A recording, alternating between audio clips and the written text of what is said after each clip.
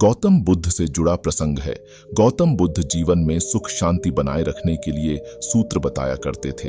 वे रोज अपने शिष्यों को उपदेश देते थे। काफी लोग उनकी बातें सुनते थे। इस वजह से लोगों की उनके लिए आस्था भी थी। एक बूढ़ी महिला गौतम बुद्ध को बहुत मानती थी।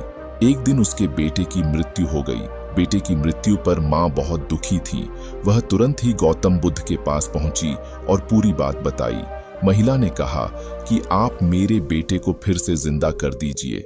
महिला बुद्ध को भगवान मानती थी। उसे लगता था कि वे उसके बेटे को जीवन दान दे सकते हैं। महिला की बातें सुनकर बुद्ध ने कुछ देर सोच विचार किया।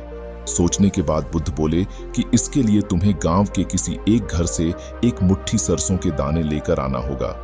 लेकिन एक बात ध्यान रखना, घर ऐसा हो जहां कभी किसी की मृत्यु नहीं हुई हो। महिला बेटे के मरने से बहुत दुखी थी, तो उसे एक उम्मीद मिल गई कि उसका बेटा फिर से जिंदा हो सकता है। बुद्ध की बात मानकर वह गांव की ओर निकल गई और घर घर जाकर एक मुट्ठी सरसों के दाने खोजने लगी। महिला घर घर जाकर पूछ रही थी कि अगर इस घर में किसी की मृत्यु नहीं हुई हो तो मुझे एक मुट्ठी सरसों के दाने दे दो। जहां जहां महिला जाती वहां उसे ये जवाब मिलता कि उनके घर में मृत्यु तो हुई है। किसी के घर में पिता, किसी के घर में माता, किसी की पत्नी तो किसी के पति और किसी की संतान की मृत्यु हुई थी। पूरे गांव के एक एक घर में महिला ने सरसों के दाने मांगे, लेकिन सफलता नहीं मिली। अंत में उसे समझ आ गया कि बुद्ध ने उसे ऐसा करने के लिए क्यों कहा है। महिला समझ चुकी थी कि मृत्यु अटल है और सभी को एक दिन मरना ही है। जब वह बुद्ध के पास लौटकर आई तो उसका मन शांत हो चुका था। बेटे के मरने का दुख था, लेकिन उसकी व्याकुलता खत्म हो गई थी।